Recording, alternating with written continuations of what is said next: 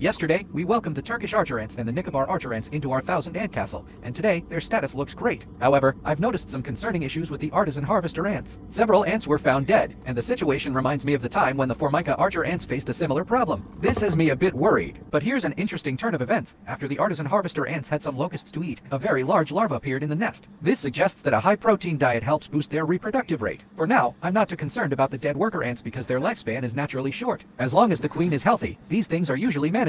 Let's take a closer look at the status of each colony. The Turkish Archer Ant Queen has been staying inside the nest, and it seems like she's quite comfortable in the new environment. The worker ants are doing a great job protecting her. Interestingly, some workers are still outside the nest, possibly due to the unfamiliar environment. They are on high alert, performing guard duties, or perhaps they just haven't felt secure enough to enter. I'll keep a close eye on them to understand their behavior better. The Nicobar Archer Ants seem to have settled in very well. They are mostly inside the nest, which suggests that their home is providing them with a high level of comfort and security. The design of their nest is quite interesting. It has winding, labyrinth-like tunnels that seem to offer both comfort and protection. Because of this, the queen is secure, and the workers feel at ease. Only 2 worker ants are stationed at the entrance, guarding it and ensuring everything remains safe. The Artisan Harvester Ants are where I'm most concerned. They're exhibiting some strange behavior, and I'm unsure if it's due to old age or something else. I've noticed several worker ants in a lifeless state, and it's worrying since the colony's activity seems to be declining. However, since their lifespan is short, it's still possible that this is just a normal part of their life cycle. I'll monitor the situation closely. Today, I'm supplementing their food supply. For the Turkish Archer Ants and Nicobar Archer Ants, I'm offering sugar water, while for the Artisan Harvester Ants, I'm giving them seeds. I've noticed that the Artisan Harvester Ants don't seem to be interested in the seeds at all. This could be a sign of their current health issues. However, I'll keep providing food to see if their behavior changes and to assess their overall condition. I was really intrigued by the Turkish Archer Ants' reaction to the food I provided. As soon as I placed the food tray into their habitat, the workers reacted as if there was an enemy invasion. After several minutes of inspection, they realized the food was safe. It's quite fascinating to see how cautious and alert these ants are. What caught my attention even more was the cleverness of one worker ant that climbed onto the food tray. It was the only ant that could reach the food, and once it did, it didn't want to leave. Other worker ants, however, just wandered around the perimeter, seemingly clueless about the food source right in front of them. What happened next was even more incredible. After eating, the worker ant went back to the nest and passed some of the food to its fellow ants inside. This display of teamwork and sharing was exactly what I had hoped to witness. It really highlighted the importance of cooperation in the ant world. In contrast, the Nicobar Archer Ants have a very different feeding pattern. After I placed the food inside their nest, it didn't take long for the workers to rush to it. However, they didn't just dive in immediately. Instead, they made a series of cautious rounds around the food, ensuring there were no predators or threats nearby. Once they deemed it safe, one brave worker ant began feeding. The others then retreated back to the nest to inform the rest of the colony. After receiving the all clear, more worker ants emerged to join in the feast. This shifted feeding pattern is fascinating. It shows how much the Nicobar Archer Ants value the safety of their queen and nest. It's a smart strategy to ensure that while some ants feed, others remain on guard, ensuring that the queen's safety is never compromised. At this point, the Turkish Archer Ants and Nicobar Archer Ants seem to be doing well. Their behavior, feeding patterns, and social structure indicate that they are adapting well to their new home and environment. On the other hand, the Artisan Harvester Ants are showing signs of stress. Their workers seem sluggish, and many are in a poor state, which is worrisome. I'm hoping that this is just a temporary issue and not something more serious, like an illness. Does anyone have insights into why this might be happening? I'd love to hear any advice or suggestions from those who have experience with these ants. Given the concerning state of the Artisan Harvester Ants, I'm wondering if I should make some changes to their environment. Their activity space seems larger compared to the other 2 colonies, and I'm wondering if they might benefit from a more confined area. The Turkish Archer Ants and Nicobar Archer Ants both seem content in their relatively smaller, secure nests. I'm thinking that the Artisan Harvester Ants might feel overwhelmed by their larger living space. What do you think? Should I switch to a smaller nest for them? I would really appreciate your thoughts on this. I will continue to observe the growth and development of each of these ant colonies. The Turkish Archer Ants, Nicobar Archer Ants, and Artisan Harvester Ants each bring unique behaviors to the table, and it's been fascinating to see their different approaches to food, nest building, and interaction with one another. I'll also be experimenting with new food resources, as the Turkish and Nicobar Archer Ants seem to prefer the sugary substances I've given them. I plan to introduce more varied foods to see if they show any new preferences or reactions. I want to make this journey more interactive with all of you, so please feel free to leave comments with any advice or experiences you might have. Your input helps me grow and improve the care I give these amazing ants. I want this space to be a hub for all things ant related, so let's keep the conversation going. Remember to like and subscribe so you don't miss any updates. Together, we'll continue to explore the fascinating world of ants and witness their growth and development in real time. I can't wait to share more of their behaviors, interactions, and survival strategies with all of you.